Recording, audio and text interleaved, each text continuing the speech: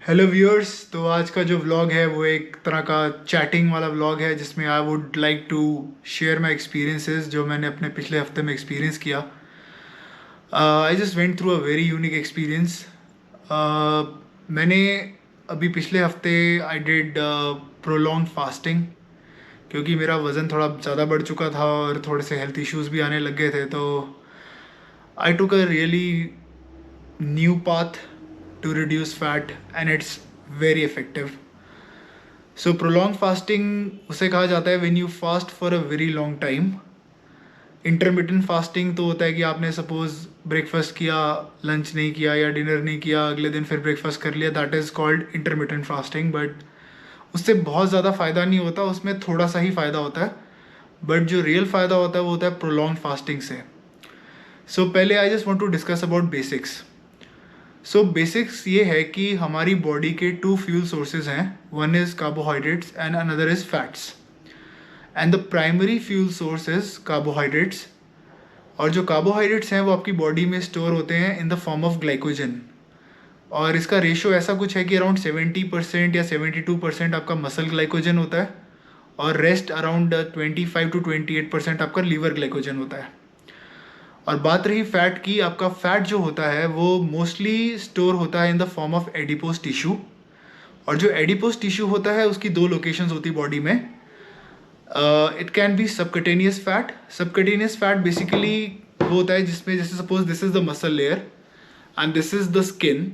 तो मसल और स्किन के बीच का जो है that is known as subcutaneous fat. और एक और होता है which is known as visceral fat which is just stored around the area of your abdomen. आपका large intestine, small intestine, liver, pancreas, kidney, इसके आसपास जमा रहता है फैट अंदर, मतलब मसल के लेयर के अंदर की तरफ। सो पेट ही एक ऐसी यूनिक जगह है पूरे बॉडी में जहाँ पे मसल के आगे और मसल के पीछे दोनों जगह होता है। सो मसल के जो आगे और स्किन के बीच वाला है वो हो गया आपका सबकटेनियस, और मसल के पीछे और ऑर्गन्स के अंदर जो है वो हो गया आपका visceral fat. Okay, so coming back to the main topic. तो होता ये है कि जब आप फास्टिंग स्टार्ट करते हो तो प्राइमरी फ्यूल, ऐसे मैंने आपको बताया कि that still remains carbohydrates which is glycogen.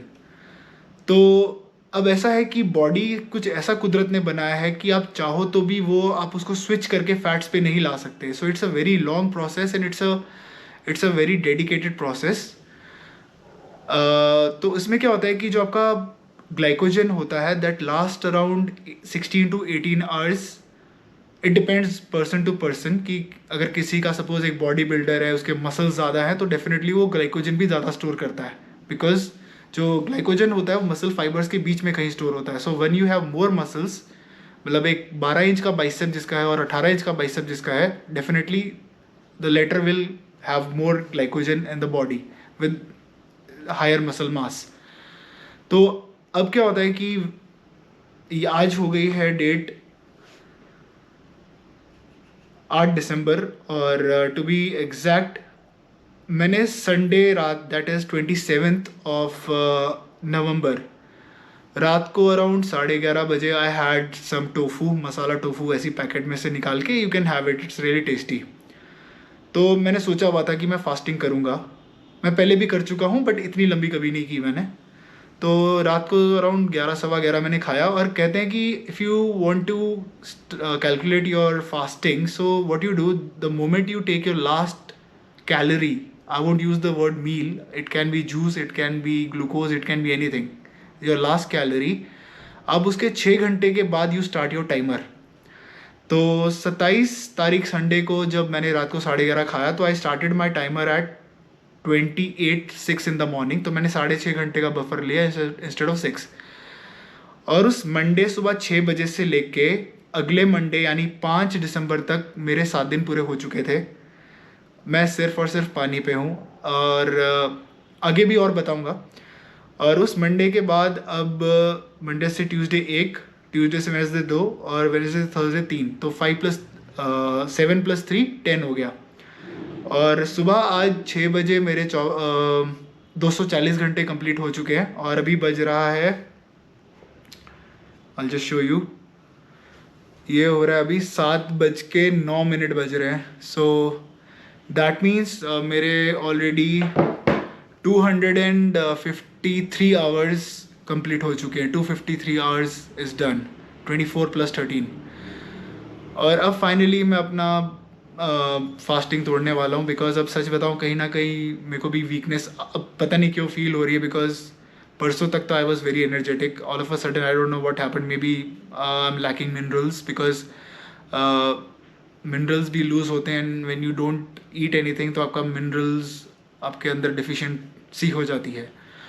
Okay, so अब coming back to the main topic. So हुआ ये कि जब मैंने अपना संडे को 27 तारीख को जब मैंने अपना संडे को तो रात को खाया, मंडे सुबह 28 तारीख से जब मेरा एक्चुअल में टाइमर स्टार्ट हुआ, तो instead of just waiting at home and sitting कि भाई हाँ हाँ कैलोरी तो बर्न हो ही जाएगी, ऐसे कभी कैलोरी बर्न नहीं होगी.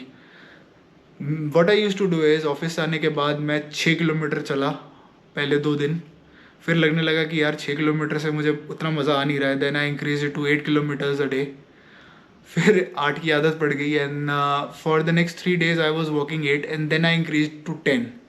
तो पिछले अराउंड 4 दिन से 5 दिन से मैं रोज़ 10 किलोमीटर चल रहा हूँ despite being just on water.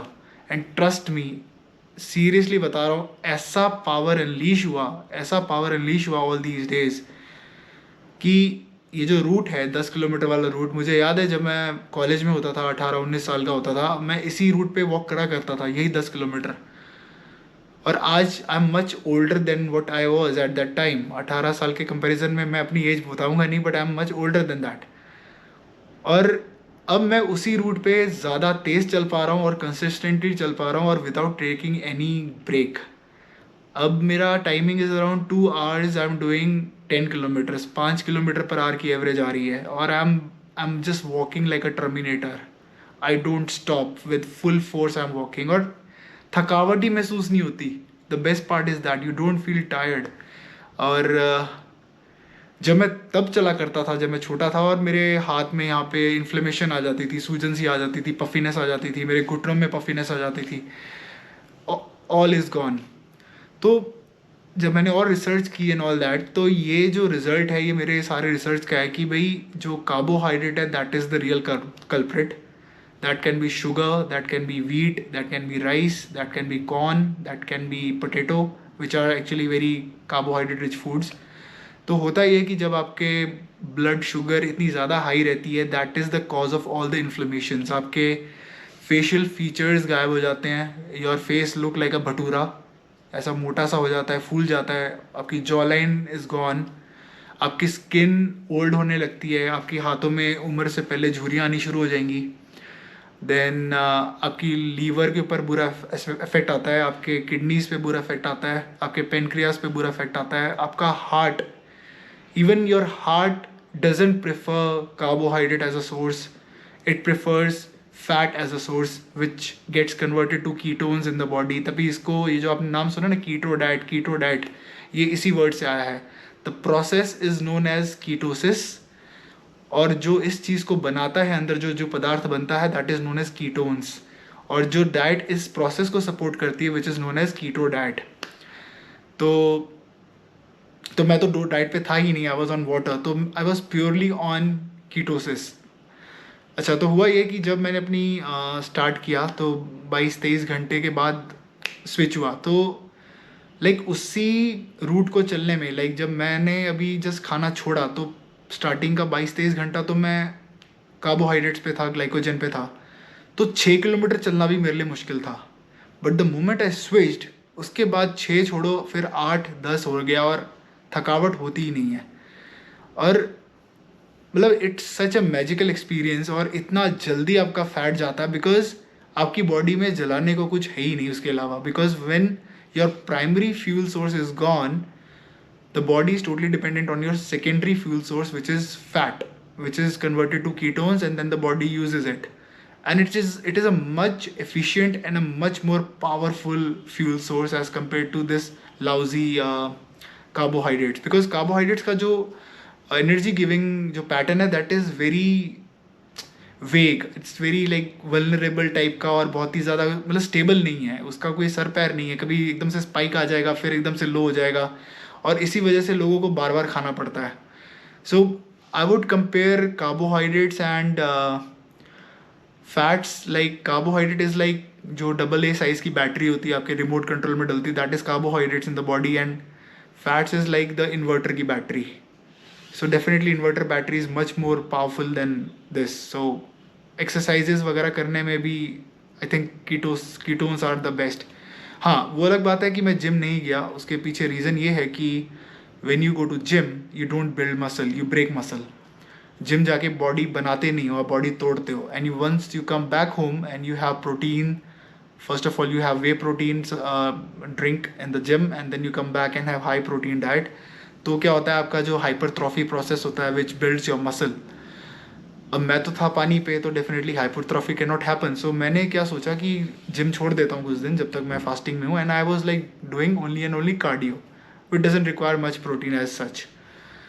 तो टू बी वेरी ऑनेस्ट इतना मेरे आंखें खुल गई हैं कि अब मैं कार्बोहाइड्रेट्स की तरफ नहीं जाने वाला. I am totally done with wheat, I'm totally done with rice, I'm totally done with potato, corn and sugar definitely.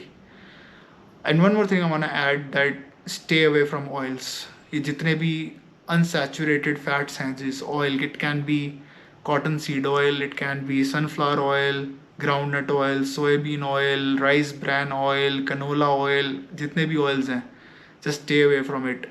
The reason is हमारी बॉडी अनसैचुरेटेड फैट को समझ ही नहीं पाती. Our body is design to utilise only and only saturated fats.